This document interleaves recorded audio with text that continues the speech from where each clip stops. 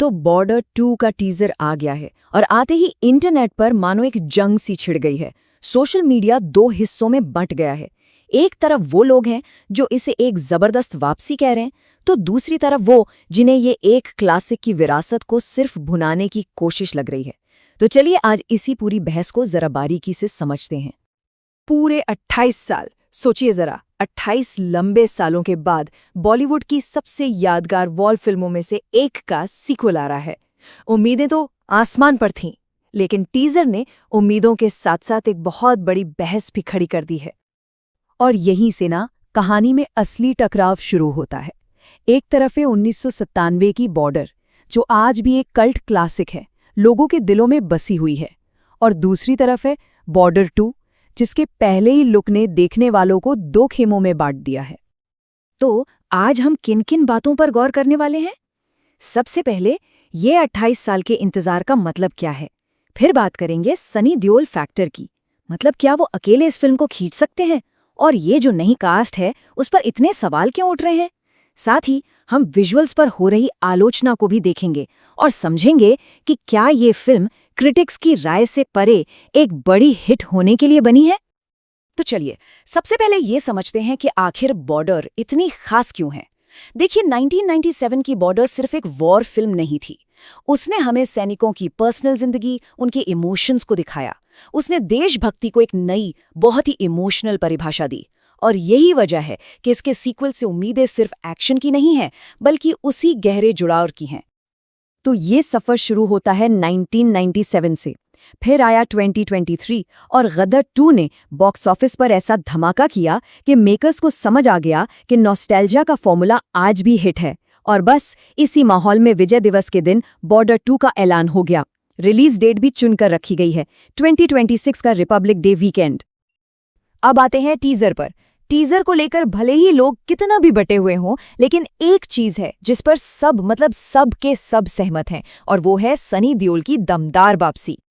आवाज कहाँ तक जानी चाहिए? बस ये एक लाइन, और इस एक लाइन ने ही ना पुरानी सारी यादें ताज़ा कर दी। फैंस के लिए तो मानो यही काफ़ी था। इस एक डायलॉग ने फिल्म के लिए एक्साइटमेंट को कई गुना बढ़ा दिया।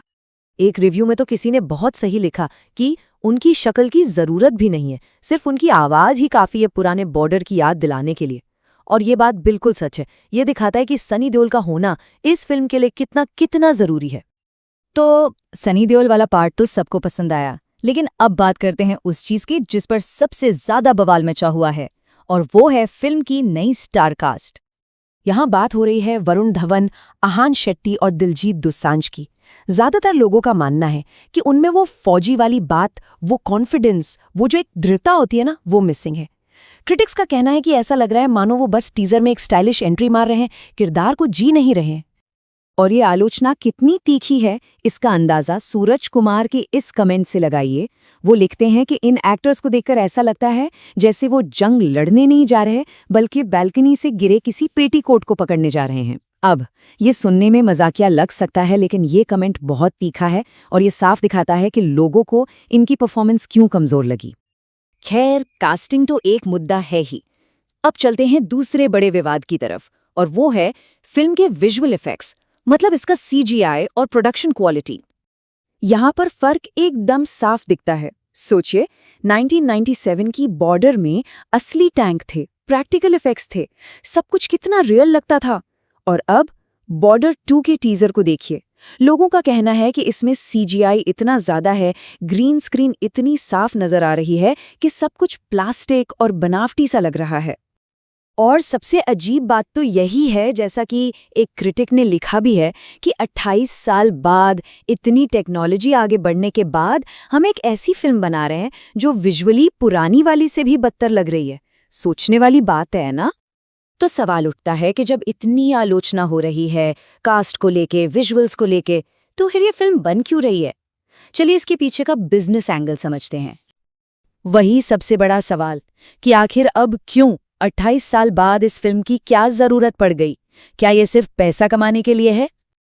इसका जवाब हमें मिलता है गदर 2 से। याद है, क्रिटिक्स ने फिल्म को कोई मास्टरपीस नहीं कहा था, लेकिन बॉक्स ऑफिस पर उसने पठान तक को टक्कर दे दी। इसे कहते हैं क्रिटिक प्रूफ फिल्म। मतलब रिव्यू चाहे कुछ भी कहें, जनता की भावनाएं सब पर भारी पड़ती हैं, और बॉर्डर 2 भी शायद इसी कैटेगरी को टारगेट कर रही है। लेकिन रुकिए, सारी बातें नेगेटिव नहीं है। एक बहुत बड़ी उम्मीद की किरण भी है, और वो है फिल्म के डायरेक्टर अनुराग सिंह, वो जिन्होंने केसरी जैसी शानदार फिल्म बनाई है। और उनके नाम की वजह से ही कई लोगों को भरोसा है कि शायद फाइनल फिल्म टीजर से कहीं बेहतर निकले। तो आखिर में हम उसी सवाल पर आकर रुक जाते हैं, क्या बॉर्डर 2 एक महान विरासत को सच्ची श्रद्धांजलि होगी, या फिर ये सिर्फ नॉस्टैल्जिया बेचकर पैसे कमाने का एक और ट्रेंड बनकर रह जाएगी? खैर, इसका असली जवाब तो फिल्म रिलीज होने पर ही मिलेगा।